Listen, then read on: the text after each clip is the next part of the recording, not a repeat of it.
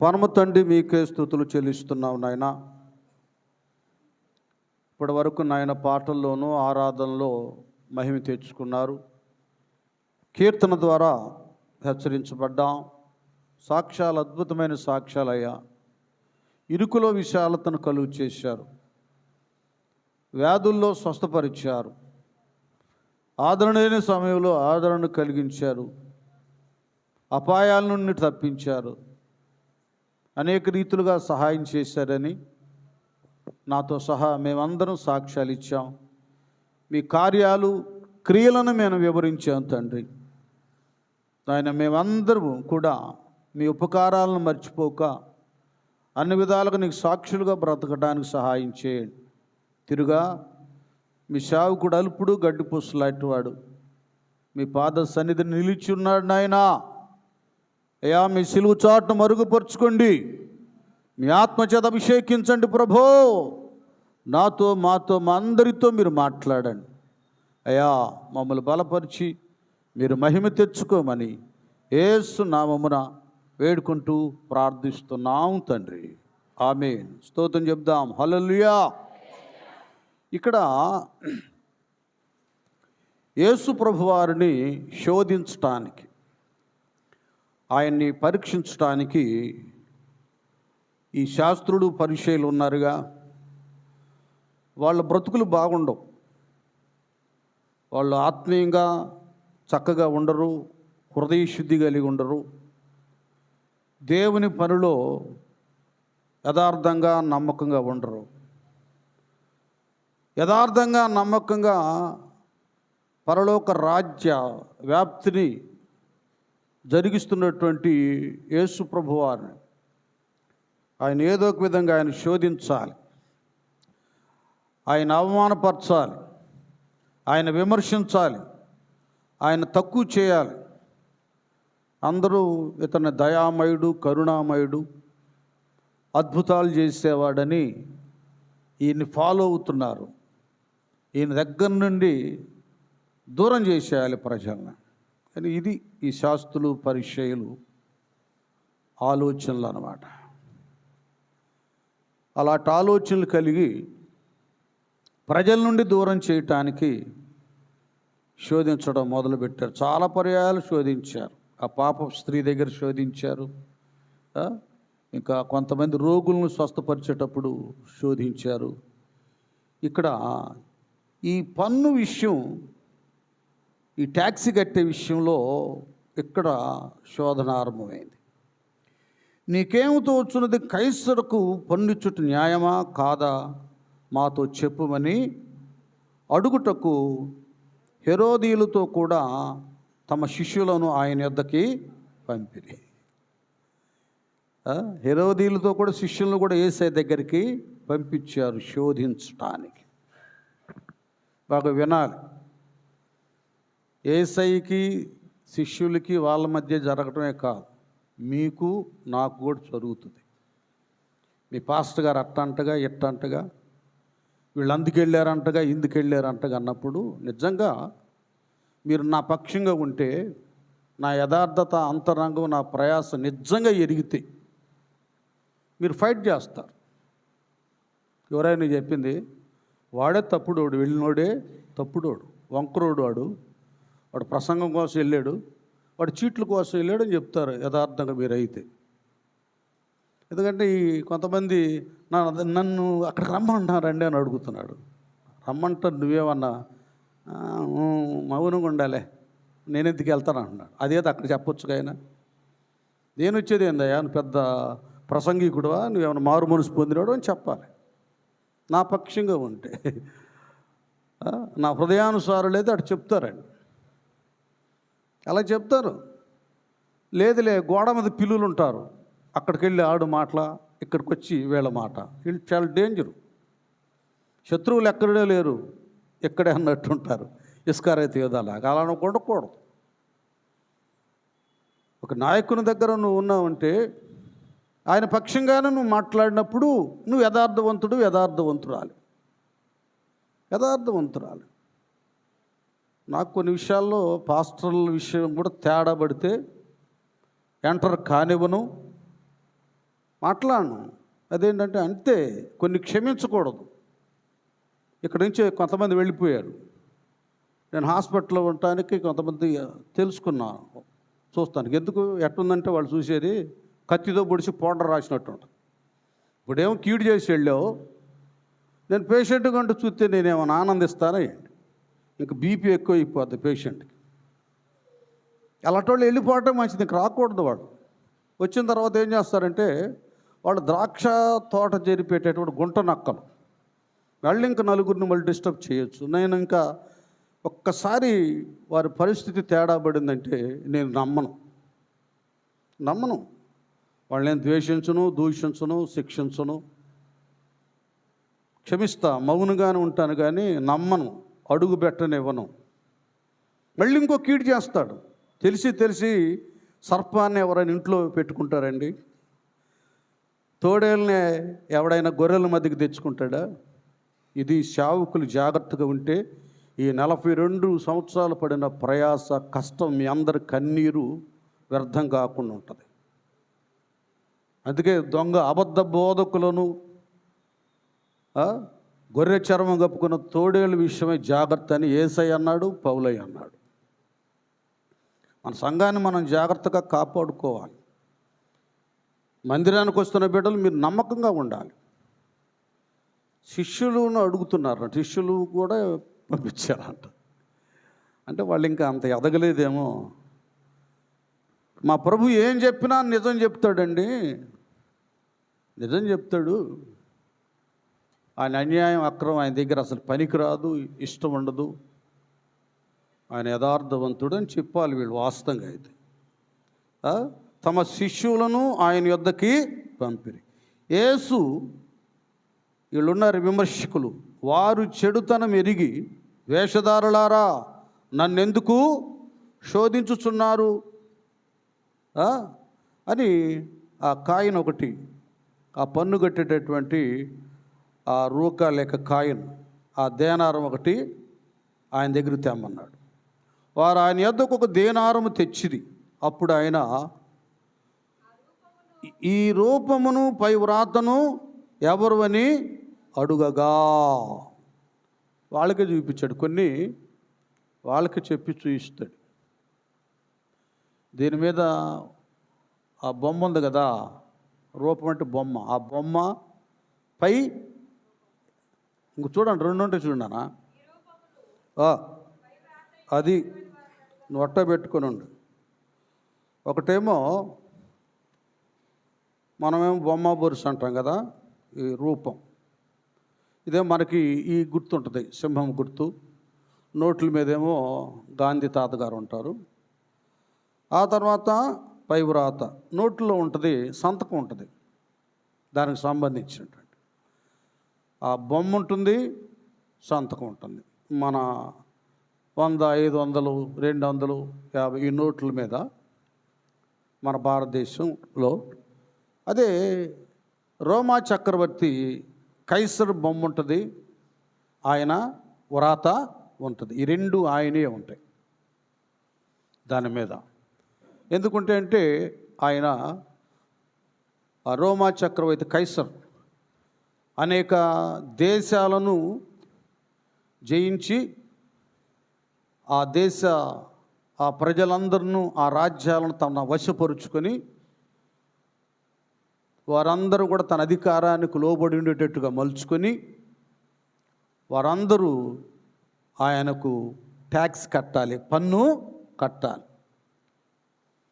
దానిలో యూదులు లేక ఇశ్రాయేలీలు వారి అవిధేయతను బట్టి దేవాది దేవుడే వారికి రాజుగా, నాయకుడిగా ఉండి వాళ్ళని చక్కగా పాలు తేనె ప్రవహించే దేశానికి నడిపించి ఉండటానికి, తినటానికి, త్రాగడానికి, ధరించటానికి, సంతోషకరంగా జీవించటానికి అన్ని విధాల సౌకర్యాలు దేవుడు వారికి కల్పించిన, అనుగ్రహించిన, బాగా తిని హృదయం కొవ్వు బట్టి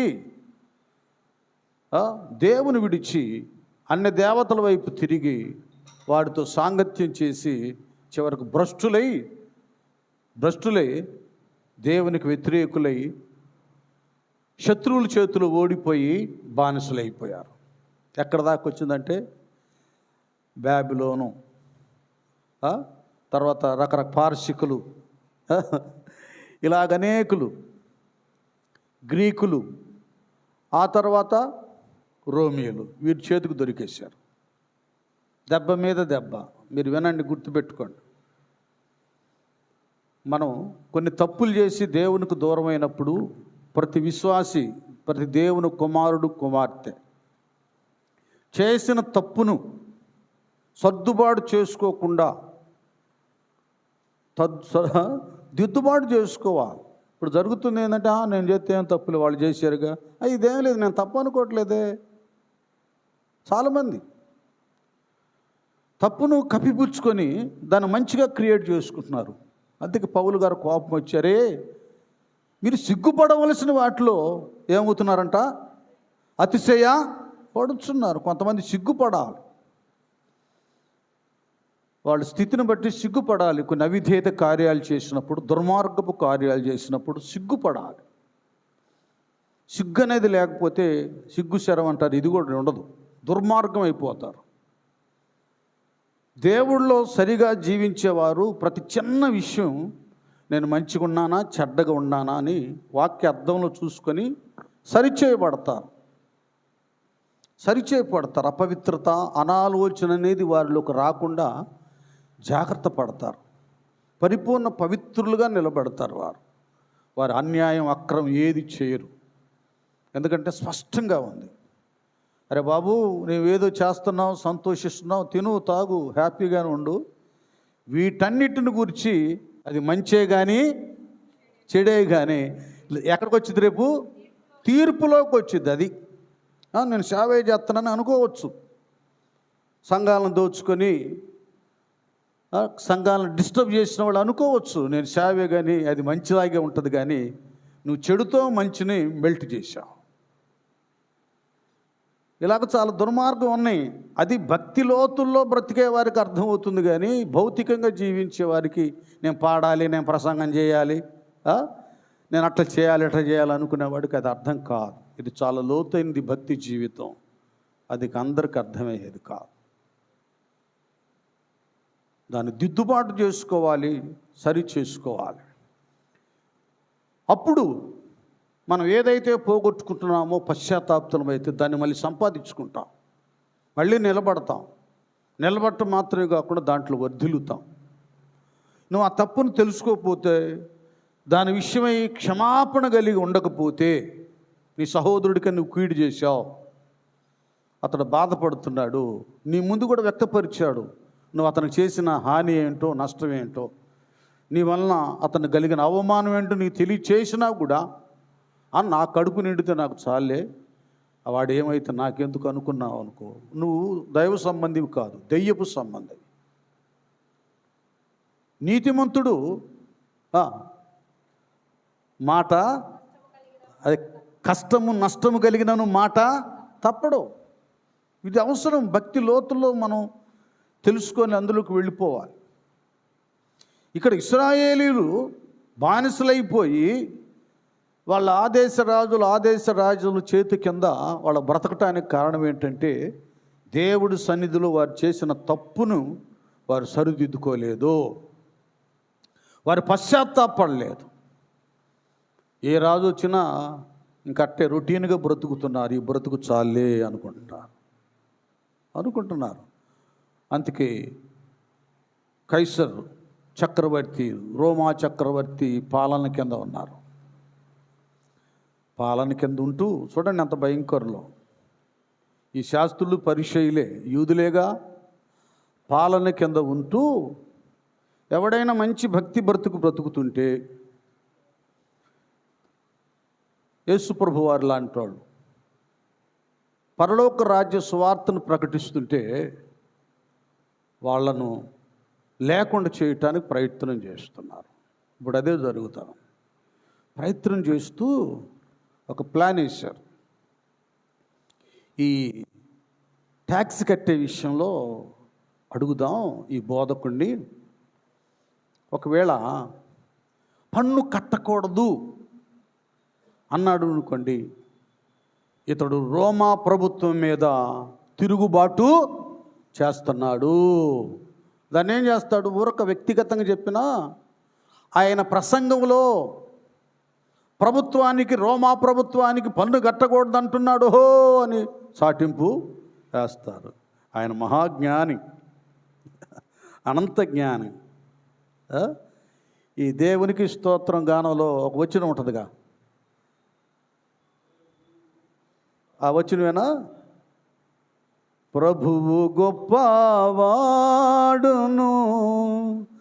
అధిక శక్తి సంపన్నుడు. ప్రభువు గొప్పవాడును, అధిక శక్తి సంపన్నుడు. జ్ఞానమునకు ఆయనే మితియులేని వాడని. జ్ఞానమునకు ఆయనే మితియులేని వాడని. దేవునికి స్తోత్రము గానము చేయుటయే మంచిది. మనమందరము స్తుతి గానము చేయుటయే మంచిది. హల్లెలూయా. ఆయన జ్ఞానానికి మూలం. ఆయన దగ్గర కుప్పుగంతులు వేస్తున్నారు వీళ్ళు, ఆయన శోధిస్తున్నారు. దుర్మార్గంగా వీళ్ళు అనేటటువంటిది యేసయ్యకి అర్థమైపోయింది. అక్కడే అంటాడుగా, ఈ ప్రశ్న అంతా వేస్తూ ఉన్నప్పుడు ఆడు ప్రభువారు అంటాడు, అది ఏంటంట, వీడు మంచితనం కాదు, ఇక్కడ ఏం తనం, అది చెడుతనము ఎరిగి. చూసారా, వాడు చెడ్డ ప్రశ్న, అది మంచి ప్రశ్న కాదు, ఎరిగి. అప్పుడు ఆ కాయనెట్టి తీసుకురమ్మన్నాడు. దీని మీద ఎవరు బొమ్మ ఉందరయా? కైసర్ది. వ్రాత ఎవరిది ఉంది? సంతకం ఆయనది. బలెప్పుడు ఆయన ఇస్తున్నాడు. కట్టకూడదంటే రోమా గవర్నమెంట్కి, సైనికులకు అప్పగిద్దామని. కట్టాలి అంటే ఇతడు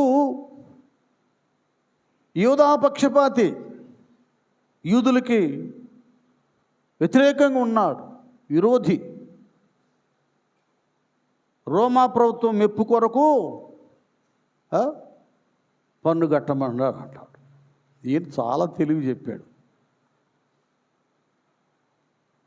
అసలు నియమం ప్రకారం 2 చట్టాలు ఉన్నాయి భక్తులకి. లోకంలో దేవుడు లేని వాళ్ళకి ఒక చట్టమే. ఏ గవర్నమెంట్ చేతి కింద ఉన్నారో మన భారత రాజ్యాంగ చట్ట ప్రకారం భారతీయులమైన మనం బ్రతకాలి. ప్లస్ రక్షించబడిన దేవుని యొక్క ప్రతి కుమారుడు, కుమార్తె, వీళ్ళకి 2 పౌర హక్కులు ఉన్నాయి. వినండి, అర్థం చేసుకోండి. మనం కేవలము భారతదేశ పౌర హక్కును కలిగి ఉండటం మాత్రమే కాకుండా, అపోస్తలుడైన పౌలు భక్తుడు ఫిలిప్పీలకు రాసినటువంటి పత్రికలో వ్రాయబడినట్టుగా మన పౌరస్థితి అది. చూసారా, రక్షించబడినటువంటి వారు మరొక పౌరస్థితి ఎక్కడుందో చెప్పండి. అది పరలోకంలో. ఎప్పుడైతే నువ్వు బాప్తిస్మం పొందావో అప్పుడు జీవ గ్రంథంలో నీ పేరు వ్రాయబడి ఉంటుంది. అక్కడ పౌరస్థితి ఉంది. మనమేమో పరలోక పౌరులు. కండయ్యా, రండయ్యా, మారు మనసు పొందండయ్యా, రక్షించబడండయ్యా. నమ్మి బాప్తిస్మం పొందినవాడు రక్షించబడతాడు, నమ్మని వానికి శిక్ష విధించబడుతుందని మనమేమో పరలోక రాజ్య సువార్తను ప్రకటిస్తున్నాం. వీళ్ళకేమో ఈ ఆత్మీయత, ఈ లోతులు ఏం అర్థమవుతాయి? వీళ్ళు దీనేమనుకుంటున్నారు? ఒక మతం అనుకుంటున్నారు. క్రైస్తవ్యం అనేది క్రీస్తు అనే ఆయన నేనే మార్గమును, సత్యమును, జీవమును, ఆయన పరలోకానికి మార్గము అన్న సంగతి అందరికి అర్థం కాదు. ఆత్మీయత కలిగిన వారికే అది అర్థమవుతుంది. అది అర్థమవుతుంది. మత మార్పిడి అని కొట్టుకుంటూ ఉన్నారు. మత మార్పిడి కాదు బాబు, మనసు మార్పిడి. దుర్మార్గమైన మనసు పవిత్రంగా మలచబడి దైవ మనసుగా మారి దైవరాజ్య మార్గంలోకి వెళ్ళి అందులో ప్రవేశం క్రైస్తవ్యం అంటే. చప్పట్లు కొడదాం అందరం. అది చాలామందికి తెలియటం లేదు. వీళ్ళేమో పూటకి దేవుని ప్రణాళికలో ఉన్న వాళ్ళు మారు మనసు పొంది బాప్తీసం పొంది రక్షించబడి హంతకులు, భయంకరమైనటువంటి నేరాలు ఘోరాలు చేసేవాళ్ళు, ఇంకా పెద్ద పెద్ద హైందవ సంబంధమైన పూజారులు, మంత్రాలు తంత్రాలు చేసేవాళ్ళు కూడా మారిపోతున్నారు. చూడండి యూట్యూబ్లో అద్భుతమైన సాక్ష్యం. నరమాంస భక్షకులు మారిపోతున్నారు. అది దైవశక్తి. ఆయన ప్రణాళికలో ఉన్న వాళ్ళందరూ వచ్చేస్తున్నారు, రక్షించబడుతున్నారు, సాక్షులు అవుతున్నారు. ఇదేమో వీళ్ళకి మండిపోతుంది. ఏంది అందరూ అటు వెళ్ళిపోతున్నారు. ఇంకేం దోచగా డబ్బులతో మారుతున్నాడు, బలవంతంగా మారుస్తున్నారు, ప్రలోభ పెట్టి మారుస్తున్నారు, ఆశ చూపి మారుస్తున్నారు. ఆశ లేదు, దోష లేదు. ఆశలకు మారతారా? అనేవాడిని మారమను, మారతాడేమో. దైవ ప్రణాళికలో ఉన్నవారు, ఆయన చిత్తంలో నడుస్తున్నవారు ఆయన ఆ లిస్టులోకి వచ్చేస్తారు. ఇంకంటే ఆ దృష్టిలో ఉన్నవారు, దైవ దృష్టిలో ఉన్నవారు ఆయన లిస్టులోకి వచ్చేస్తారు. అది జరుగుతుంది. కనుక ఇక్కడ ఏదో ఒక విధంగా ప్రభువాన్ని నేరస్తుడిగా చేయాలని చూస్తున్నారు. ఇంకేం మాట్లాడకుండా మొదట వాళ్ళు జీవిస్తున్నటువంటి ప్రభుత్వం, ఆ ప్రభుత్వానికి అధికారి ఎవరో, గవర్నర్ ఎవరో, లేక చక్రవర్తి ఎవరో అక్కడి నుంచి తీసుకొచ్చాడు. ఇశ్రాయేలుని వాళ్ళని కూడా ఏం టచ్ చేయాలి. అప్పుడే అబ్బాయి మనం ఎక్కడ ఉన్నాం, భూమి మీద ఉన్నాం. కైసర్ బొమ్మ ఉంది కదా, కైసర్ చేవరాత్రి ఉంది కదా, సంతకం ఉంది కనుక ఇప్పుడు జరిగేది ఏంటంటే కైసర్ది ఏం చేయాలి, కైసర్కి ఇవ్వాలి. ఇంకేం చేస్తారు వాళ్ళు? ఏం మాట్లాడలేకపోయారు, ఏం అర్థం కాల. ఇది ప్రభువేం ఇటు చెప్పాడా? ఇటు చెప్పడం మాత్రమే కాకుండా చేశాడు కదా నాన్న, చేశాడు. పేతురు గారు కూడా అన్నాడు, ప్రభువా అన్యులు పన్ను కడుతున్నారు కప్పం, మనం కూడా పన్ను కట్టాలా, సుంకం కట్టాలంటే లేదు నాయన మనం కూడా కట్టాలని. తీస్తారా? మత్తయి సువార్తలోని 17 17 ఓకే. ఎన్నో వచ్చినది? ఓకే 26 24 నుంచి చదివారు. కపెర్నహూమునకు వచ్చినప్పుడు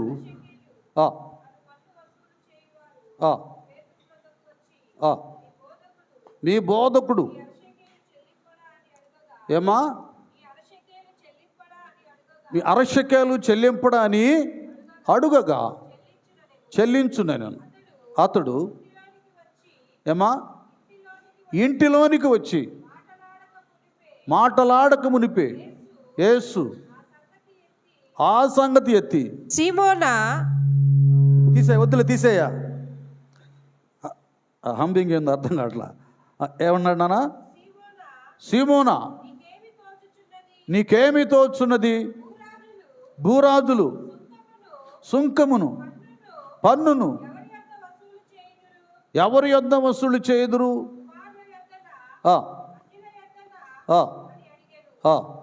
అతడు ఆన్యుల యొద్దనే అని చెప్పగా యేసు అలాగైతే కుమారులు స్వతంత్రులే అయినను మనకు అది కుమారులు ఎవరట?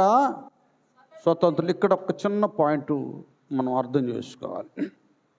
ఎందరైతే దేవుని అంగీకరించి ఉన్నారో వారందరూ దేవుని పిల్లలు, కుమారులు కుమార్తెలు అవటానికి దేవుడు ఏమిచ్చాడు? అధికారం ఇచ్చాడు. మనం రక్షణ పొందుకున్నాం, మనకు అధికారం ఉంది, మనం ఆత్మీయ విషయంలో స్వతంత్రులమే. ఇంకా దానికి ఆలోచించవలసిన అవసరం లేదు. స్వతంత్రులమే కానీ మరొకటి, పాపానికి కూడా మనము దాసులము కాము. ఆ పాపాల విషయంలో కూడా ఆ పాపపు రుణాన్ని తీర్చడానికి మన కొరకు ఆయన కలువరి శిలువలో రక్తాన్ని చిందించాడు. ఇంకేం లేదు, బాకీ ఏమి లేదు. ఆ రుణాన్ని ఆయనే తీర్చేశాడు. ఏమండి, మనల్ని స్వతంత్రులుగా చేశాడు. కనుక మనము మన పరలోక రాజ్యానికి స్వేచ్ఛగా మనం వెళ్ళిపోవచ్చు. ఇంకంతే, అడ్డేమి లేదు. ఆ బాకీ లేదు, ఈ బాకీ లేదు, ఈ రుణము లేదు, ఆ రుణము లేదు. ఆగిపోతాడు, ఇకేం లేదు. ఈ తప్పు ఉంది, పాపపు బాకీ ఉంది, పాపం సరిచేయబడదంటానికి వీలు లేదు. ఒకవేళ దుష్టుడు ఏదైనా మోషే మీద నింద వేసినట్లుగా వేస్తే దేవుడు తన దూతను పంపిస్తాడు, మికాయేలునే పంపిస్తాడు. మోషే మీద కూడా నిందేశాడు కదా, ద్రోహులాడు అన్నాడు మోషే.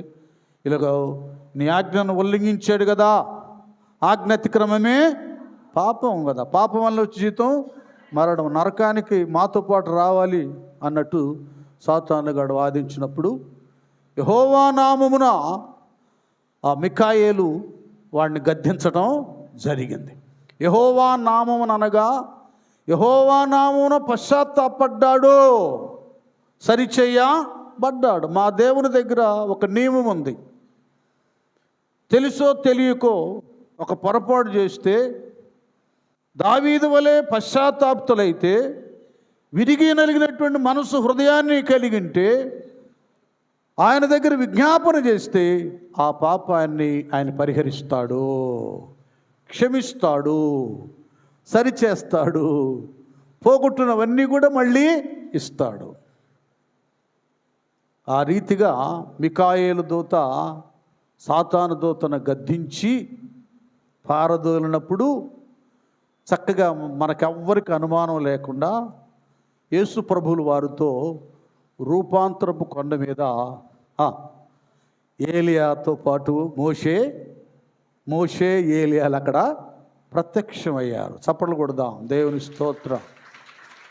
ఇలాంటి కొన్ని లోతైన విషయాలు కూడా మనం నేర్చుకోవాలి, తెలుసుకోవాలి. ఇన్ని సంవత్సరాలు అవుతా ఉంది మీరు రక్షణ పొందుకొని, వాక్య లోతులోకి వెళ్ళాలి, కొన్ని సంగతులు తెలుసుకోవాలి. దేవుడు క్షమించాడు కనుకనే విశ్వాసుల జాబితాలో హెబ్రీలు రాసిన పత్రికలో మోషేని యాడ్ చేశాడు దేవుడు. అక్కడ మత్తయి సువార్తలో యేసు ప్రభు వారితో రూపాంతర కొండ మీద ఉన్నాడు. రేపు ఇద్దరు సాక్షుల్లో ఒకడుగా రాబోతున్నాడు. హల్లెలూయా, గట్టిగా హల్లెలూయా. ఇది మనం స్వతంత్రులమే, కుమారులమే. కాబట్టి ఈ భూమిలో, ఈ భూలోక ప్రభుత్వం కింద కూడా మనం ఉన్నాం. ఇందాక చెప్పాంగా, 2 పౌర హక్కులు ఉన్నాయి. ప్రస్తుతం భారతదేశ పౌర హక్కు మనకుంది, మరొకటి పరలోక పౌర హక్కు ఉంది. ఈ పౌరస్థితిని మనం కాపాడుకోవాలంటే ప్రభుత్వ నియమాన్ని కూడా మనం పాటించాలి. మన స్వతంత్రులమే. అబ్బాయి నువ్వేం చేస్తావంటే, ఇప్పుడు అక్కడికి వెళ్ళి చేప దగ్గరికి వెళ్ళిపోమా, నీవు సముద్రమునకు పోయి గాలము వేసి మొదట పైకి వచ్చు చేపను పట్టుకొని దాని నోరు తెరచిన ఎడల ఏం జరుగుతుంది? షెకెలు దొరుకును. దానిని తీసుకొని నా కొరకును నీ కొరకును, అది నా కొరకును నీ కొరకును వారికి ఇమ్మని, అది ఆ ట్యాక్స్ ఆఫీసర్లకు ఇచ్చేయి, నా కొరకు నీ కొరకు. అర్థమవుతుందా? ఆయన శరీరధారిగా భూలోకానికి వచ్చి రోమా ప్రభుత్వ పాలనలో ఉన్నప్పుడు రోమీలకు కూడా ఆయన పన్ను కట్టాడు. ఆయన పన్ను చెల్లించటానికి ఒక చిన్న చేప, దాని నోట్లో ఏముంది చెప్పండి? షెకెల్ ఉంది. వాళ్ళ నాణ్యం ఉంది, దాని నోట్లో ఉంది. అది ఎప్పటి నుంచి దాచిపెట్టుకుందో, ఏమన్నా చేప కడుపులో 3 రోజులు ఉన్నట్లు ఇది ఎప్పటి నుంచి, ఎన్ని గంటల నుంచి, ఎన్ని రోజుల నుంచి ఆ షెకేలు నోట్లో భద్రపరుచుకుందో. నేను నా ప్రభువుకి, ఆయన శిష్యునికి, కాబోయే నాయకునికి నేను ట్యాక్స్ కట్టాలి అని ఉంది. అర్థమైందా? ఆ చేప ఎవరో కాదు, మీరే. ఒక సేవకుడు పోషించబడుతున్నాడంటే, ఒక దేవుని సేవ అభివృద్ధి చెందుతుందంటే పల్లెల్లో, పట్టణాల్లో, జిల్లాల్లో, రాష్ట్రాల్లో, ఇంకా సాధ్యమైతే రాబో రోజుల్లో దేశాల్లో దేవుని వాక్యం ప్రకటించబడుతూ ఉందంటే, ఇలాంటి చర్చి బిల్డింగ్లు నిర్మాణం చేయబడుతున్నామంటే ఈ చిన్న చేపలే. గట్టిగా స్తోత్రం, హల్లెలూయా, హల్లెలూయా.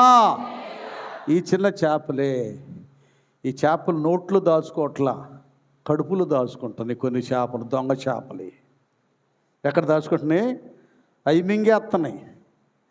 దేవుడి సేవకుడి కూడా ఈ చేపలే మింగేస్తున్నాయి. అబ్బో, దశం భాగం ఎందుకు? 20,000 2,000 ఇవ్వాలిగా, ఎందుకులే, సగం మింగేద్దాం. సగం షెకేలు ఇచ్చిద్ది ఒక్కొక్క చేప ఆ సగం కూడా ఇది మొత్తం అదే మింగేసి. ఇది ఆడయ్యా, దశం భాగం ఇచ్చే దగ్గర నుంచి కలిసి రావట్లేదంట. అసలు దేవునితో కలిసి వస్తేనేగా నువ్వు ఇచ్చే కానుకలు కలిసి రావడానికి. ఆ మాట అన్న వాళ్ళకి నేను చెప్తున్నాను, ఇచ్చిన దగ్గర నుంచి కలిసి రాదన్న వాళ్ళు చెప్తున్నాను వాక్యాధారంగా. నీవు మనసు పూర్తిగా దేవునికి ఇవ్వడం లేదు, దేవుని వాక్యముతో కలిసి నడవడం లేదు కనుక యెహోవా యందు భయభక్తులు కలిగి ఆయన త్రోవల యందు నడుచువారందరూ ధన్యులు. నిశ్చయముగా నీవు నీ చేతులు కష్టాజితాన్ని, అదే నీవు ధన్యుడు, నీకు మేలు కలుగును. ఎందుకు కలగట్లా నీకు తెలుసు. ఎందుకు వడ్డీలు కట్టుకుంటున్నావు? ఎందుకు అప్పులు పాలు అవుతున్నావు? ఎందుకు అన్ని నష్టం జరుగుతూ ఉందంటే, అసలు ముందు ఈ కానుకలు దశం భాగం సంగతి అటు పెట్టు. అసలు వాక్యంతో కలిసి వచ్చినాయి నువ్వు. నీకు భయం లేదు, భక్తి లేదు, విధేయత లేదు. నీకులాగా సినిమా యాక్టర్లు కూడా నటించరు. పెద్ద భక్తుల్లాగా నటిస్తావు, భక్తురాల్లాగా నటిస్తావు. చాలా గొప్పగా ఉంటాయి. నీకు నువ్వే గుంట తవ్వుకుంటున్నావు కదా. వేశ్యలకైనా పరలోక రాజ్యం ఉందంట, కానీ వేషధారులకి లేదంట. ఇలాగ మనం మింగేసే చేపలుగా కూడదు. ఎప్పుడు వస్తాడో పేతురు గారు అప్పుడిద్దామని నోట్లు దాచుకుంది. ఎంత నొప్పి పుట్టిందో ఈ బుడ్డ చేపకి. ఒకవేళ ఎంతదో ఆ షెకేలు, దీనికంటే చిన్నదో ఆ చిన్న చేప నోట్లో ఉంది. చూశాను కానీ పాస్టర్ గారు వస్తాను రాలా, అందుకే మటన్ తెచ్చుకున్నా, అందుకే బిర్యానీ వండుకున్నాను. చుట్టాలు వచ్చారు, అయిపోయినాయండి. ఎంత దుర్మార్గమో ఇది. బ్యాంకుకి లోన్ కట్టలేదు అనుకో, నీ బైక్ ఏదో తీసుకున్నావు, లోన్ కట్టలేదు, వడ్డీ కట్టలేదు అనుకో, ఆ బైక్ చక్కగా తీసుకెళ్ళిపోతాడు. అంటే దేవుడు అంటే నీకు అంత తెలుసా? అప్పులోడంటే భయం, దేవుడు అంటే భయం లేదు, భక్తి లేదు. ఏందండి ఇది? దీన్ని నటన అంటారా, నిజ జీవితం అంటారా? దేవుళ్ళు మీరు అర్థం చేసుకోండి. చిన్న చేప నోట్లో షెకెల్ ఉంది. సృష్టికర్త దేవునికి ఆయన శిష్యుని కొరకు భద్రపరిచి వచ్చేసాడు. అలాగే వేసాడే లేదు, గాలం వచ్చేసాడు, టక్మంట వచ్చేసింది. గాలం చూడగానే పేతురు గారి గాలం. అది ఎట్లా ఉండాలి? ఇది కావాలి ప్రతి విశ్వాసికి. మింగే విశ్వాసులుగా ఉండకూడదు, ఇచ్చే విశ్వాసులుగా ఉండాలి. వేసేసాడు. షెకేలండి, అరషెకేలు నీకు, అరషెకేలు నాకు, పన్ను కట్టేసాడు. అందరు గట్టిగా చప్పలు కొడదాం, దేవుని స్తోత్రాలు. తవ్వుకుంటూ వెళితే మన అంతరంగంలో మనం చేస్తున్న అవిధేయత బయటపడింది. వాక్యాన్ని అలాంటిది వాక్యం, పరిశోధించేది, పరిశీలన చేసేది, అంతరంగాన్ని చిత్రికబట్టిద్ది అన్నమాట. అలాంటిది దేవుని వాక్యం. సరే, ఎంత జరిగిందా? యేసయ్యే చక్కగా పన్ను కట్టాడా? ఇవన్నీ చేశాడా? లోకాసు వార్త 23వ అధ్యాయంలో చూడండి, దుర్మార్గులు ఎలా క్రియేట్ చేశారు. ఇక్కడ 23వ అధ్యాయం లూకా 2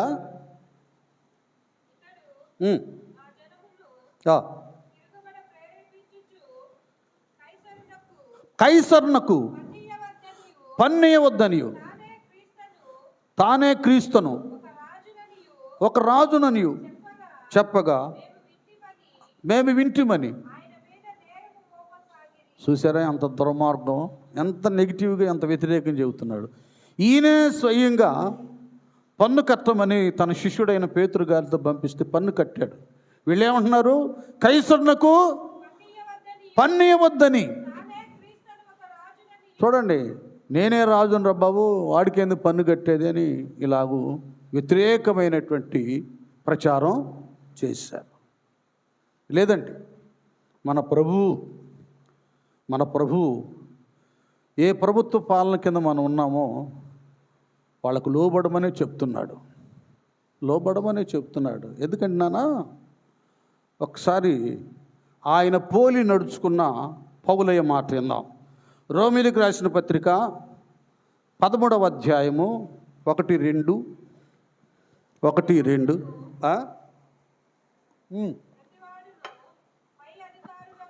ప్రతివాడును పై అధికారులకు, ప్రతివారు ఎలాగుండాలంట?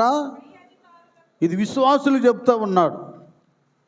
అబ్బాయి, సంఘంలో పాస్టర్ గారికి ఎట్లా లోబడుతున్నారో అలాగే ఈ ప్రభుత్వంలో ప్రతి ఒక్కరు కూడా పై అధికారులకు లోబడి ఉండాలి. ఏలయనగా బాగా మీరు అర్థం చేసుకోండి. ఎందుకంటే మనం కొంతమంది పార్టీ పిచ్చోళ్ళు ఉన్నారు విశ్వాసుల్లో కూడా. కొద్దిగా మనం అర్థం చేసుకోవాలి. ఎవడు మనల్ని ఒరిగిచ్చేవాళ్ళు కాదు, మనల్ని గొప్పవాళ్ళు చేసేవాడు ఎవరు లేరు, ఏ పార్టీ లేదు. మన బతుకులు మనకు తప్పవు. నువ్వు కష్టం నీకు తప్పదు, నీ ఉద్యోగం నీకు తప్పదు, నీ భార్య బిడ్డలను పోషించుకొని ఎదిగిన పిల్లలను చదివించుకుంటాం, పెళ్ళిళ్ళు చేయటం నీకు తప్పదు, అప్పు సొప్పు చేసి చేయడం తప్పదు. మా అమ్మాయి పెళ్లి చేస్తున్నానయ్యా, 5 లక్షలు అంట కట్నం, గవర్నమెంట్ వారు ఒక 3 లక్షలు ఇస్తారంటే 3 రూపాయలు కూడా ఇవ్వరు. కాకపోతే ఏంటంటే దేవుడు మనకు చెప్పింది, ఇప్పుడు చదవమది, ఏలయనగా చూడండి, దేవుని వలన కలిగినది తప్ప మరి ఏ అధికారమును లేదు. ఉన్న అధికారములు దేవుని వలననే నియమింపబడి ఉన్నవి. కాబట్టి అధికారమును, దేవుని నియమమును అది. కాబట్టి మనం ఎవరిని మనకు అధికారులుగా, ఏ ప్రభుత్వాన్ని మనకు పాలించేవారుగా దేవుడు ఎన్నిక చేశాడు. ఎందుకంటే మీ అందరికీ తెలుసు, జయోపజయాలు మీరే చెప్పండి. దేవుని ఆధీనంలో ఉంది. ఒకరిని రాజుగా చేయాలన్నా, ఒకరిని ప్రధానమంత్రిగా చేయాలన్నా, ముఖ్యమంత్రిగా చేయాలన్నా దేవుని సెలవు లేనిది ఏది జరగదు. ఇప్పుడు ఏం చేస్తామంటున్నాను? 6-7 వచనాలు చదువు. ఏలయనగా వారు, చూసారా? అంటే వినండి నాన్న, మీకు అర్థమై చెప్తున్నాను. అంతకు మునుపు 2019 నుంచి ఇక 23 ఎలక్షన్లు 24 వచ్చేంత వరకు వైసీపీ, మరి జగన్మోహన్ రెడ్డి గారు ముఖ్యమంత్రిగా ఉన్నారు. అది దేవుడు ఈ తెలుగు రాష్ట్రాన్ని నువ్వు పాలన చేయి, నువ్వు వారికి సేవ చేయి. ఇది దేవుడు సెలవిచ్చిన సేవ. ఇది వారు సేవకులై ఉన్నారు, ఇచ్చేసాడు. ఆయన సామర్థ్యాన్ని బట్టి ఆయన మరి ఆ ఉచిత పథకాలు, అమ్మఒడి తదితర కార్యక్రమాలు ఏదేదో ఇచ్చాడా? చక్కగా ఇళ్ళకే రేషన్ వచ్చిందా? ఇళ్ళకే పెన్షన్లు వచ్చినాయా? ఆయన చేసింది ఆయన చేశాడు. చేసేసాడు, అయిపోయింది. తర్వాత ఇక 24 నుండి ఈ 2 నెలల నుండి మరి తెలుగుదేశం మరి ఆయన గారికి, చంద్రబాబు నాయుడు గారికి దేవుడు అధికారం ఇచ్చాడు. ఇప్పుడు మనం ఏం చేయాలి? బాగా మీరు గుర్తుపెట్టుకుని వినండి. ఇది దేవుని నియమం. అది అట్ట చేశాడో ఇట్ట చేశాడో అది మనకు అనవసరం. ఇప్పుడు దేవుడే మౌనంగా ఉంటే మనం ఏం చేయగలం మీరు చెప్పండి? దాన్ని ఏం చేస్తాడు దేవుడు? అది ఏమై ఉందో ఆయనకి తెలుసు, కానీ సృష్టికర్తకి మనకేం తెలుసు? ఈ రాజకీయం అవన్నీ మనకు అవసరం లేదు. ఏమంటాడు తర్వాత ఏమంటాడు నాన్న? కాబట్టి వాళ్ళు ఏంటంటే ఇది దేవుడు అప్పగించిన సేవ. దేశాన్ని కానీ రాష్ట్రాన్ని కానీ పరిపాలన చేయటానికి, ఈ సేవ చేయటానికి దేవుడు అప్పగించింది. ఈ సేవ ఎందే పని కలిగి ఉందురు. ఇందుకే కదా అది ఏం చేయాలంట? పన్ను. అంటే అప్పుడు రోమా ప్రభుత్వానికి ఎలాగూ ఇశ్రాయేల్ ప్రజలు పన్ను చెల్లించారో అలాగునే మనందరం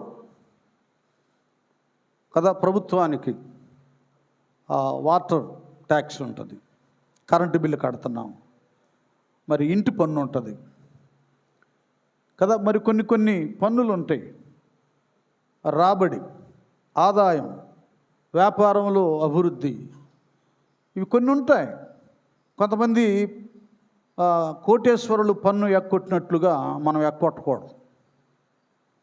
పన్ను ఎగగొట్టామంటే దైవ ఆజ్ఞను ఉల్లంఘిస్తున్నాం. అది ప్రభుత్వం కళ్ళు కప్పటం కాదు, ప్రభుత్వాన్ని దోచుకుంటాం కాదు, చట్టానికి, ఈలోక చట్టానికి మాత్రమే కాకుండా దైవ చట్టాన్ని కూడా వ్యతిరేకంగా ప్రవర్తిస్తున్నాం. దేవుడు ఎప్పుడూ గవర్నమెంట్కి వ్యతిరేకంగా తిరుగుబాటు చేయండి అని చెప్పలేదు. నెక్స్ట్ ఏమంటాడు నాన్న? కాబట్టి ఎవనికి పన్ను వానికి పన్నును, ఎవనికి సుంకమో వానికి సుంకమును చెల్లించుడి. ఎవని ఎడల భయముండవలెను వాని ఎవని ఎడల భయమును, ఎవని ఎడల ఏంటి సన్మానం ఉండవలెను వాని ఎడల సన్మానమును కలిగి ఉండి అందరికీ వారి రుణములను తీర్చుడి. ఏం చెప్పింది? మనకు అవసరం, పార్టీలతో అవసరం లేదు మనకి కదా. ఈ పార్టీ గెలిచిందని దీన్ని పొగట్టడం, వీళ్ళ దగ్గర లబ్ధి కొరకు ఏదన్నా దొరికిద్దని కదా వారి పక్షంగా ఉన్నట్లుగా వారిని హెచ్చించడం కాదు. ఆ పార్టీ ఓడిపోయిందని సానుభూతిగా ఈ పార్టీని ద్వేషించడం, ఇది క్రైస్తవుని డ్యూటీ కాదు, ఇది పద్ధతి కాదు, మనకు అవసరం లేదు వాడితో. రాజులను, అధికారులను నియమించేది దేవుడు గనుక ఏ ప్రభుత్వం వచ్చిందో, ఏ పార్టీ ఏ ప్రభుత్వం చేస్తూ ఉందో వాళ్ళకు మనం లోబడాలి.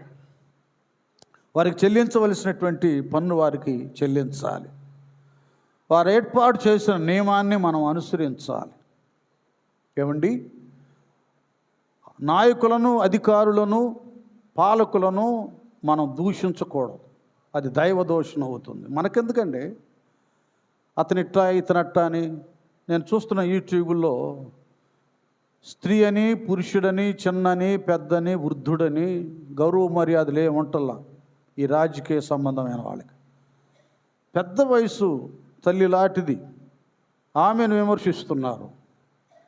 ముసలామని విమర్శించటం ఏంటండి? ఆయనేమో ముఖ్యమంత్రి అయి ఉన్నాడు, ఆయన్ని దూషిస్తున్నారు. అధికారులను దూషించవచ్చా?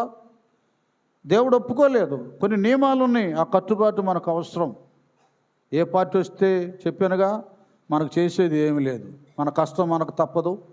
మన కష్టార్జితాన్ని దీవించే దేవుడు ఉన్నాడు, ఆయన ఆనుకొని మనం బ్రతకాలి. ఏ ప్రభుత్వం అయినా అధికారులకు లోబడాలి, వారికి అనుకూలంగా ఉండాలి. కానీ వారు చేస్తున్న నియమాలను ఉల్లంఘించి దాన్ని భంగం చేయటానికి ఏమాత్రం ఆలోచించుకోవడం. ఇప్పుడు ప్రస్తుతం మన రాష్ట్రంలో జరుగుతుంది. మరి రాజధాని అమరావతిని నిర్మాణం చేస్తున్నారు. అది మన రాష్ట్రం అంతటికి ఒక పుట్టిల్లు లాంటిది.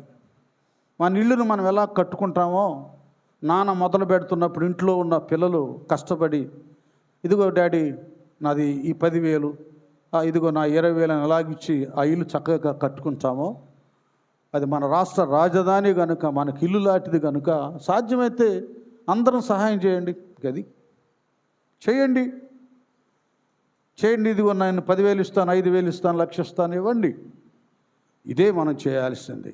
ఎందుకు కట్టేది? ఇక్కడ అయిపోయింది, ఇంకా ముద్ర వేయబడింది. దాన్ని తృణీకరించడానికి అది దైవ చిత్తం కాదు. ఇలా కొన్ని ఉన్నాయి, మీకు అర్థమవటానికి చెప్తున్నా అంతే. ఇది రాజకీయాన్ని గురించి చెప్పట్లేదు, లేకపోతే నేను తెలుగుదేశాన్ని సపోర్ట్ చేయట్లేదు. నేను ప్రభుత్వానికి సపోర్ట్ చేస్తున్నా, దైవ నియమాన్ని ఏకీభవిస్తున్నాను. ఇలా కొన్ని నియమాలు ఉంటాయి. మనం ఎవరిని దూషించకూడదు, ఓడిపోయిన వాడిని దూషించకూడదు, గెలిచిన వాడిని దూషించకూడదు. అసలు వాటి గురించే మన ప్రస్తావన లేదు. మన యేసయ్య మనకు చెప్పింది ఏంటంటే, ఆయన పన్ను కట్టాడు, ఆయన అధికారులు అందరికీ కూడా కలిసిమెలిసి ఉన్నాడు. ఏమండి, అలాగే మనం కూడా మనం కట్టాల్సింది మనం కట్టాలి, మనం ఇవ్వాల్సింది మనం ఇవ్వాలి, వారి దగ్గర పొందుకోవాల్సింది మనం పొందుకోవాలి. ఇది మనకు కావాల్సింది. కైసరది కైసరికి అన్నట్లుగా ఈ నియమాన్నంతా మన ప్రభువు పాటించాడు, అది పాటించాలి. అయిపోయిందా? అందుకే నేను కదిలిస్తే సబ్జెక్ట్ వెళ్ళిపోతుంది, అప్పుడే గంట వస్తుంది. అయిన తర్వాత ఇంకేం మాట అంటాడు ఆయన? దేవునిది దేవునికి. 2 పాయింట్లు ఉన్నాయి. అంటే దేవుని పిల్లలు రెండిటికి న్యాయం చేకూర్చాలి. ఇటు మన గవర్నమెంట్కి, మన దేశానికి, మన రాష్ట్రానికి చట్ట ప్రకారం న్యాయబద్ధంగా బ్రతకాలి. మన దేశద్రోహులం కాకూడదు. ఏమండి, దేశ అభివృద్ధి కొరకు మన వంతుగా ఏదో వాళ్ళు ఇవ్వాలి చేయాలన్నట్లు కాకుండా, మన కనబడే పేదాళ్ళు చాలామంది ఉంటారు. ఇప్పుడు స్కూళ్ళు, కాన్వెంట్లు, కాలేజీల టైం ఫీజులు కట్టని వాళ్ళు చాలామంది ఉంటారు. వాళ్ళ పరిస్థితులను ఎరిగి ఉంటావు. అది 10,000 రూపాయలు అనుకో, నీ వంతుకు ఒక 1,000 రూపాయలని ఇవ్వగలిగితే, ఇలా కొంతమంది ఉంటారు. ఈ విధమైన సహాయం పేద సాధలకు, అనాథులకు, విధవరాళ్లకు, దిక్కులేని వారికి చాలా చేయొచ్చు. నేను కొన్ని ఆలోచనలు కలిగి ఉన్నాను. చాలామంది పిల్లలు ఆ షాపుల్లో వాటిలో ఉదయం మొదలుకొని రాత్రి 9-10 గంటల వరకు ఆడపిల్లలు కూడా చేస్తున్నారు. ఇచ్చేదంతా 6,000, 7,000 రూపాయలు. ఏదో ఒక చిన్న కుటీర పరిశ్రమ ఏర్పాటు చేసామనుకోండి, ఏదో ఇస్తులు తయారు చేయడము, ఇంకా కొన్ని ఉన్నాయి కదా చిన్న చిన్నవి, ఇవి చేసామనుకోండి, ఒక 300-400 రోజుకు వస్తే 300 వచ్చిన 9,000 అవుతుంది నెలకి. వాళ్ళు టక్క టైం టు టైం ఒక 10 మంది సిస్టర్స్ని మనం ఆ వృత్తి కల్పించామనుకోండి, 10 కుటుంబాలు బ్రతుకుతాయి. ప్రభుత్వమే రావాలి చేయాలని కాదు, మన వంతుగా ఏదైనా చేయగలిగితే చేయాలి. అప్పుడు మనం మన దేశాన్ని, మన రాష్ట్రాన్ని ప్రేమించి ఆదుకున్న వాళ్ళం అవుతాం. ఇది మనం ఆలోచించాలి దేశాభివృద్ధి కొరకు. అంతేగాని అబ్బే ఆ పాలన అయితే బాగుండేది, ఆయనైతే నేను సహాయం చేస్తానంటాం, అది సరైంది కాదు. వాళ్ళు 5 సంవత్సరాల నుంచి వెళ్ళిపోతారండి, మళ్ళీ ఇంకొక ఆయన వస్తాడు. శాశ్వతం ఉండేది, మన తుది శ్వాస విడిచే వరకు మన కళ్ళకు కనపడేది మన రాష్ట్రం. ఇది కనిపిస్తుంది. ఆ రాష్ట్రంలో ఈ ప్రజలు ఉన్నారు, వారి మేలు కొరకు ఏదో ఒక ఉపకారం మనం చేద్దాం, ఏదో ఒక సహాయాన్ని అందిద్దాం. ఇది కావాలి, ఇది న్యాయబద్ధమైనది. కైసర్ ప్రభుత్వానికి చేయవలసిన అధికారులకు, ప్రజలకు అది మనం చేయాలి, అది మన డ్యూటీ. ఈ దినాన ఎందుకు దేవుని పిల్లలు మదర్ తెరీసా లాంటి వారు, ఆమె లేకపోయినా ఆ పేరు ఎందుకు ఇంకా నిలబడి ఉంది? కొన్ని సంస్థల పేర్లు ఎందుకు ఇంకా నిలబడి ఉన్నాయి? ఏమండి, కేఏ పాల్ గారు ఒకవేళ ఇప్పుడు రాజకీయాలను అలాగున్నా, ఆయన ఎదవరాళ్లకు, పేదాళ్లకు, దిక్కులేని వారికి చేసినటువంటి కోట్ల సహాయాన్ని ఇప్పుడు కూడా కొంతమంది ప్రజలు చెప్పుకుంటూనే ఉన్నారు. జాన్ డేవిడ్ గారు సంస్థ అనేక భయంకరమైన రోగుల విషయంలో, చెడిపోయినటువంటి వారి విషయంలో, వారి ద్వారా దేవుడు చేయించిన ఉపకారం, మేలు అంత ఇంత కాదు, ఎన్నో ఉన్నాయి. కనుక మనం సంఘం కట్టుకున్నాం, షాలేం బ్లెస్ మినిస్ట్రీ ఉంది. ఏమండి, మీరు ఇవ్వటం, నేను తినటం, మీరు రావటం, మేము పోవటం, ఇది కాదు. భవిష్యత్తులో ఈ మినిస్ట్రీ పక్షంగా ఇది జరిగింది. ఈ హాస్పిటల్ ఏర్పాటు చేయబడి ఉంది, ఈ అనాథాశ్రమం ఏర్పాటు చేయబడి కదా, ఈ విధవులకు ఆదరణ కలిగించబడి ఉంది, ఈ దిక్కులేని వారికి ఆశ్రయాన్ని కల్పించారనేది ఒకటి రావాలి. యేసయ్య సువార్త పరిచర్యతో పాటు ఆయన అనేకులను ఆదరించాడు, రోగులను బాగు చేశాడు, ఆకలిగొన్న వారికి అన్నం పెట్టాడు, ఆశ్రయాన్ని ఇచ్చాడు. ఇది ఆయన ప్రేమ. ఆయన ప్రేమ ఉంది కనుకనే మదర్ తెరీసా, కొంతమంది వ్యక్తుల్లో, భక్తుల్లో విలియం కేరీ లాంటి వారు, జార్జ్ ముల్లర్ లాంటి వారు వేల మంది కదా అనాథులకు ఆశ్రయాన్ని కల్పించారు. మనం చేయాల్సింది ఎంత ఉంది దేశానికి కూడా, ఎంత కూడా చేయట్లా. అసలు ముందు నువ్వు సంఘానికి చేస్తేనేగా అక్కడ దాకా పోవటానికి. అంత ఎదగల మనం. కైసర్ దగ్గరే మనం ఎదగల. మన రాష్ట్రానికి, దేశానికి, పక్కోడికి ఏం చేయలేకపోతున్నాం. తర్వాత ఏమంటాడు, దేవునిది దేవునికి. అది ఇదయ్యా మీరు కైసరికి చేయాల్సింది, ఆయనకు పన్ను తప్పక కట్టాలి. ప్రభుత్వం ఏదేది జారీ చేస్తుందో దానికి విధేయత చూపించి మీరు పన్ను చెల్లించాలి.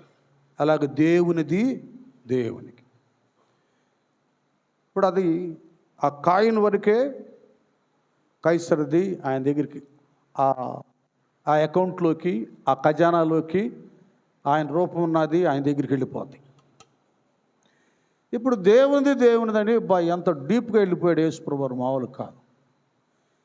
దేవునిది ధనము కాదు, వెండి కాదు, బంగారము కాదు. ఏమిటది? దేవునిది ఏమిటి? ఆయన తన స్వరూపమందు తన పోలిక చొప్పున నరుని చేతుము రండి అన్నాడు. ఆయన పోలిక, ఆయన స్వరూపమందు దేవుడు నరులను చేశాడు. అర్థమవుతుందా నేను చెప్పేది?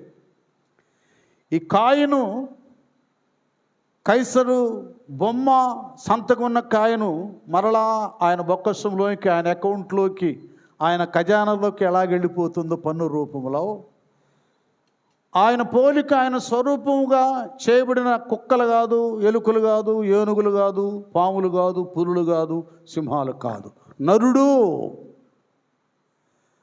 మానవుడు. దేవుని పోలిక, దేవుని స్వరూపం.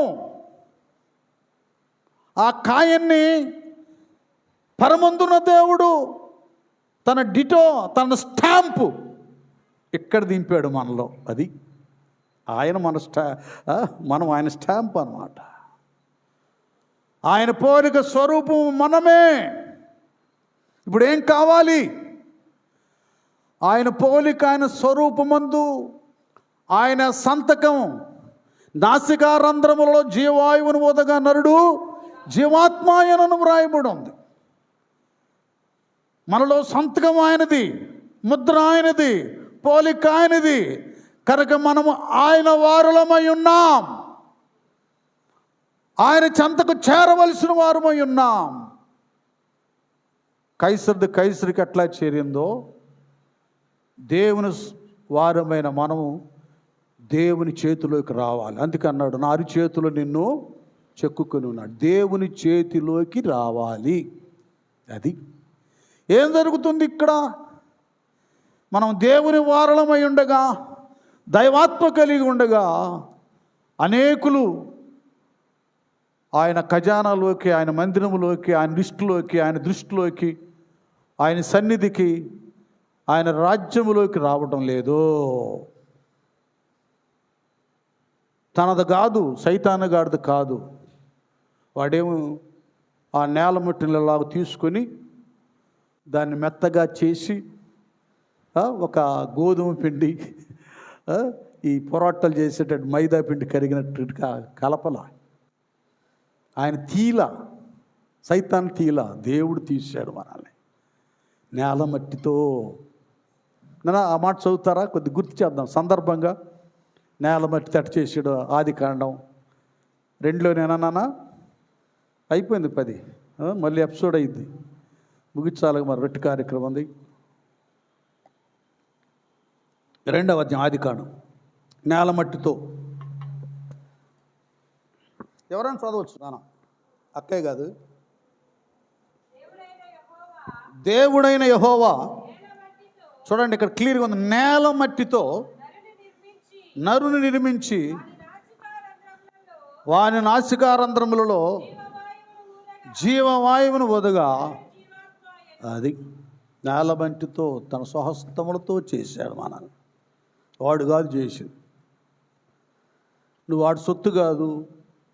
వాడు నీలో తన శ్వాస విడవలేదు.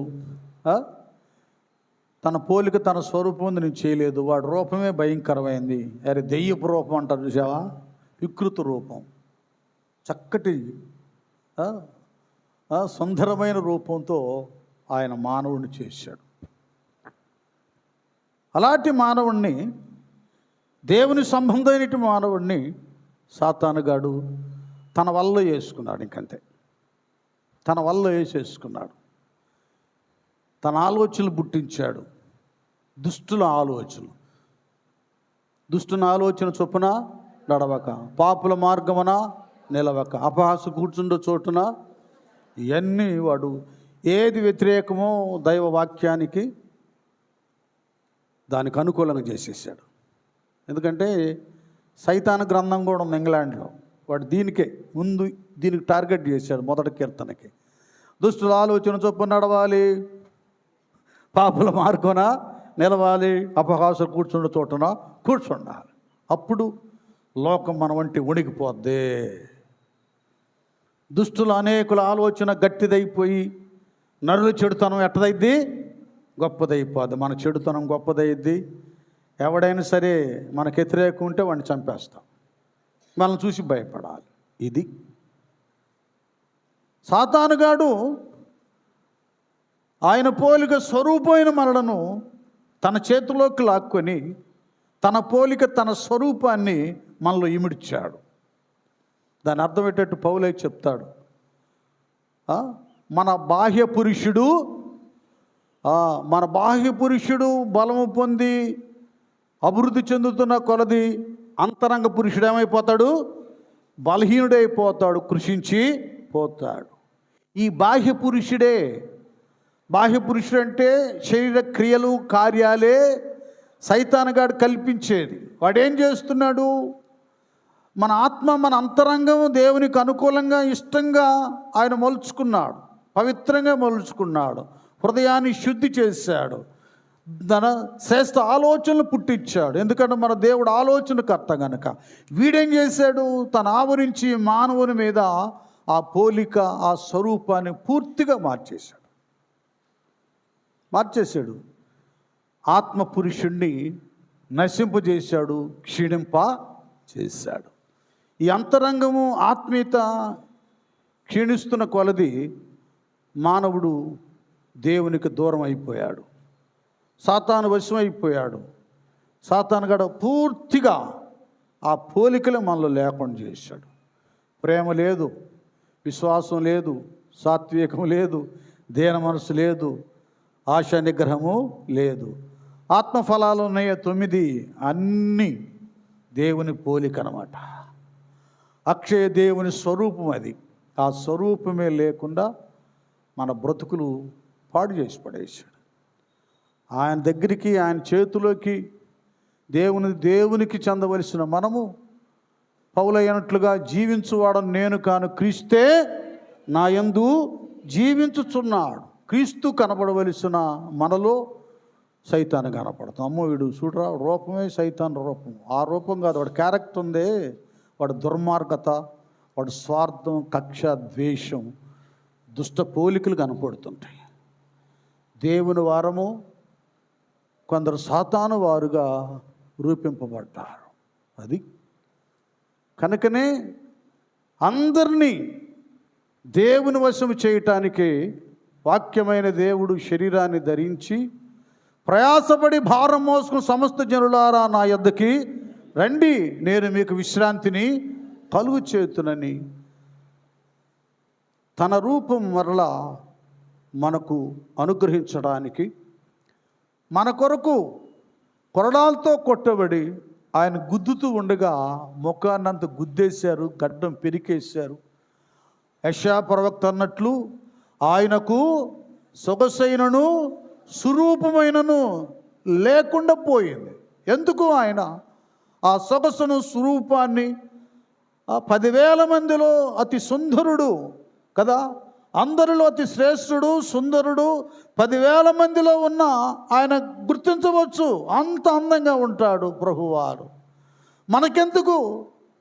మన కొరకు ఆయన ఎందుకంటే అలాగూ సొగసైన స్వరూపమైన లేకుండా కోల్పోయింది.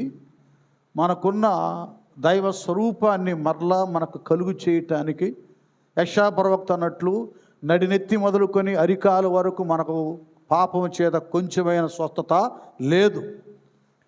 అవి పచ్చి పుండ్లు, అవి పిండబడలేదు, మెత్తన చేయబడలేదు. అలాగైపోయింది. వికృత రూపం అయిపోయింది. మనకి వికృత రూపం అయిపోయింది. మనకు దేవుడు తన స్వరూపాన్ని మనకు అనుగ్రహించడానికి ఆయన స్వరూపాన్ని కోల్పోయాడు. కొరడా దెబ్బల వలన, ఆ శిలువ మ్రానును మొయ్యటం వలన, తలకు ముండ్ల కిరీటం వలన ఆయన రూపమంతా కూడా మారిపోయింది. ధవళ వర్ణుడు ఏమైపోయాడు? రక్త వర్ణుడుగా మారిపోయాడు. ఇదండి. మళ్ళీ ఆదాము చేసిన పాపమును బట్టి మళ్ళీ మనలను మొదటి రూపానికి తీసుకురావడానికి, ఆ పోలిక మనలో రావడానికి, దేవుని స్వరూపాన్ని, ఆకారాన్ని తీసుకురావడానికి, దేవుని కాయనుగా, దేవుని పాత్రగా, దేవుని సొత్తుగా మనం మార్చబడటానికి దేవుని కుమారుడు ఆయన అలాగూ చీల్చబడ్డాడు, ఎరగొట్టబడ్డాడు, గాయపరచబడ్డాడు.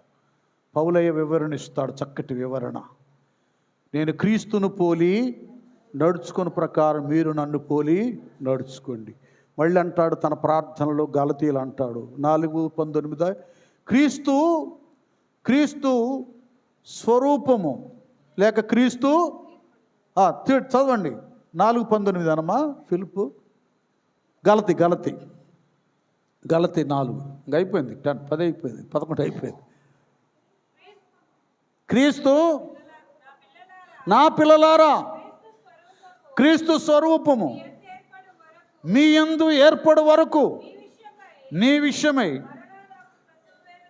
అది ఆ స్వరూపము, ఆ పోలిక గలతీ సంఘంలో ఉన్న పిల్లలందరికీ ఏర్పడు వరకు ఏం జరుగుతుందంటే దీనికి ప్రసవ వేదన. ఒకనాటిది కాదు, ఇర్మియా ప్రవక్త అన్నట్టుగా ఎన్నో దినాల ప్రసవ వేదన. అర్థమవుతుందా మీకు? మనందరికీ ఆయన పోలిక ఏర్పడటానికి గెత్సేమనే వనములో ఆయన పడిన ఆ ప్రార్థనలో ప్రసవ వేదన అంతా ఇంత కాదు. ఆ వేదన తన సేవకులకు అప్పగిచ్చాడు. పౌలయ్య గలతీలో ఉన్న సంఘం వికృత రూపాన్ని దాల్చారు, క్రీస్తు రూపం కాకుండా కదా. ఆ రూపాన్ని తీసుకురావడానికి ప్రసవ వేదన పడ్డాడు. అయ్యా, వీళ్ళు నీ వలే ఉండాలి, నిన్ను పోలి నడుచుకోవాలి, నీ మార్గంలో నడవాలి, పవిత్రంగా ఉండాలని విజ్ఞాపన చేశాడు, ఉపవాసాలతో, కన్నీటితో. అర్థమవుతుందా?